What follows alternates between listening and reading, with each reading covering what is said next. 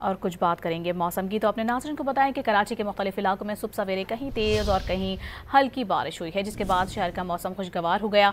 शारा फैसल, गुलिस्तान जौहर, गुलशन Maymar, university road, Safura में तेज़ बारिश हुई है। North Karachi, new Karachi, Sarjani town, MA जिन्ना रोड, नुमाइश और सदर में भी बारिश हुई है। II चुंदरीगर रोड और तारिक रोड पर बारिश हुई। बारिश के बाद शहर का मौसम खुशगवार हो गया और गर्मी का जोर टूट गया। और कुछ बात करेंगे मौसम की, तो अपने नाज़रीन को बताएं कि कराची के मुख्तलिफ इलाकों में सुबह सवेरे कहीं तेज़ और कहीं हल्की बारिश हुई है, जिसके बाद शहर का मौसम खुशगवार हो गया। शारा फैसल, गुलिस्तान जौहर, गुलशन मेमार, यूनिवर्सिटी रोड, सफूरा में तेज़ बारिश हुई है। North Karachi, new Karachi, Sarjani town, MA जिन्ना रोड, नुमाइश और सदर में भी बारिश हुई है। II चुंदरीगर रोड और तारिक रोड पर बारिश हुई। बारिश के बाद शहर का मौसम खुशगवार हो गया और गर्मी का जोर टूट गया।